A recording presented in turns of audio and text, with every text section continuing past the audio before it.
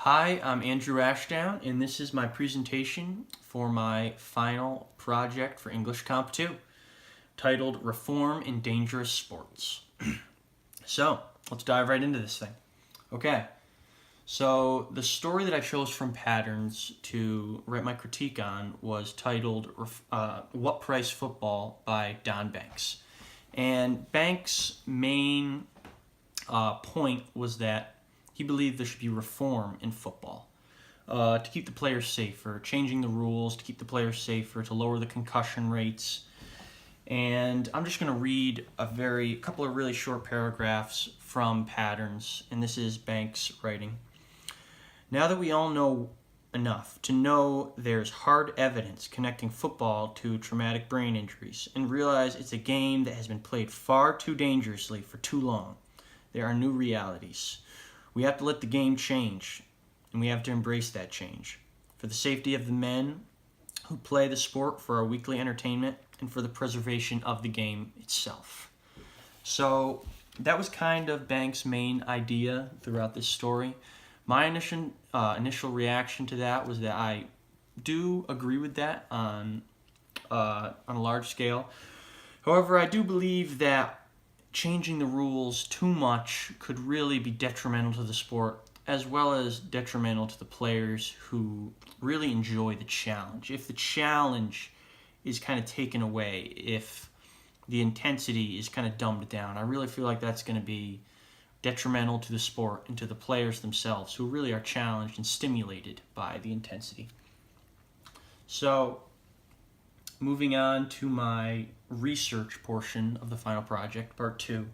The controversy that I chose was whether or not reform should occur in intense sports like boxing, football, martial arts. So, an opposing view would be that dangerous sports do need reform. They do need to be majorly reformed. They're way too dangerous as they currently exist. However, my opinion is that although these sports may need some small changes, the fundamental backbone of these games does not need to be torn apart. These games are intense, but the players knew what they were getting into when they signed on with these kind of intense sports. They like the challenge. They love the challenge. It stimulates them. It drives them to excel and be the best in the world at what they do. So, a couple of sources from my final project, some expert opinion. One commentator stated that proper tackling technique is an art. So one of the main arguments against football is that it should be converted to flag football, and that tackling should be just kind of done away with. And as I just read, these players have developed an art. Tackling is an art. They work hours a day at it, years of training, physically and even mentally. They're just training to make the perfect tackle. And if we took that away from them, it would really hurt their game. They love the tackle. It's what drives them. Doing away with that would really not be beneficial, because the players want it. The players want it, and they knew what they were getting into, and it really drives them to excel, the intensity. So, I really don't believe that it needs to be converted to flag football. Another sport that I referenced in my paper was martial arts, and this is a sport that's getting a bad rap all over the world for being too intense, maybe even insane, some might say. But a man by the name of John Gooden, who I referenced in my paper, really believes otherwise. He's been practicing martial arts since he was only 8 years old, and a quote from him is that there are good people within the sport who are legitimately trying to build a platform upon which martial artists can train and compete safely, whilst also earning a living in the most mentally and physically challenging sport on the planet. So we see from that Gooden is really challenged. He's stimulated by these intense sports. It's the intensity and the physicalness that drive him, and he loves that. He calls it the most mentally and physically challenging sport on the planet.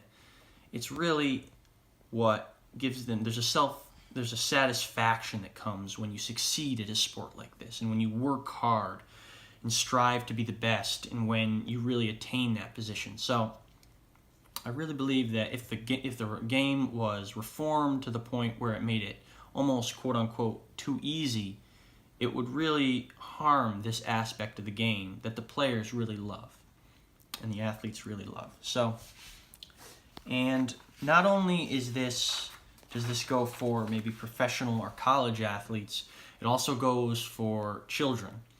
So, in kids growing up playing sports, they're learning a sense of commitment and just to the game, and it's really going to help them later in life. One article that I referenced in my final project paper was that young athletes who spend countless hours training at their sport learn the value of discipline and commitment.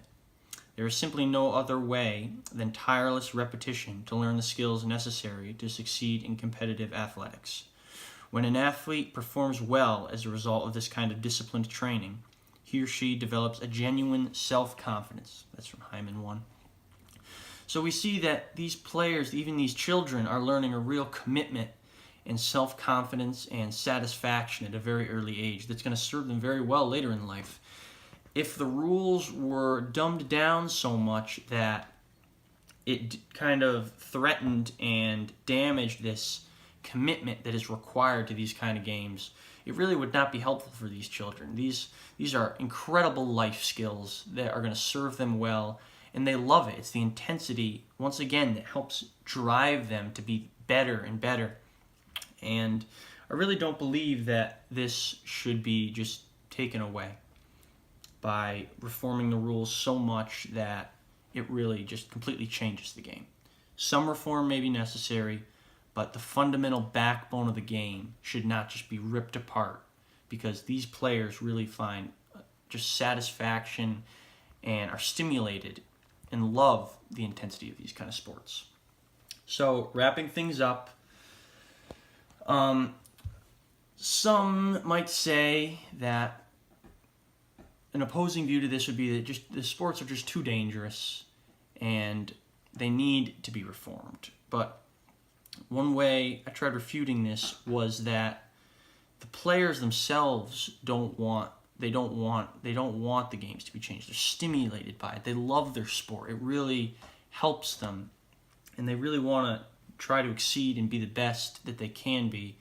And if the rules are dumbed down so much, there's really no challenge in it for these guys. And they're highly talented, and they want to really be the best they can be. So, and I tried to have the audience in mind as I wrote this. I tried to show them that the players are really, they love the sport. They love it the way it is. They love the intensity. They don't necessarily want the change. And maybe there are some reform tactics that can be taken. I believe that some reform would be helpful. But the fundamental backbone, once again, of the game should not be changed, because the players really are stimulated by the way it is.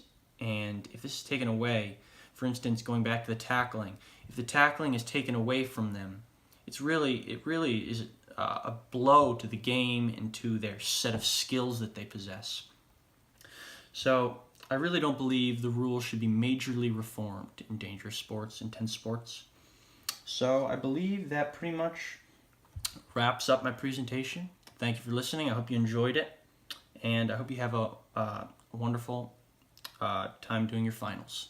Okay, thank you.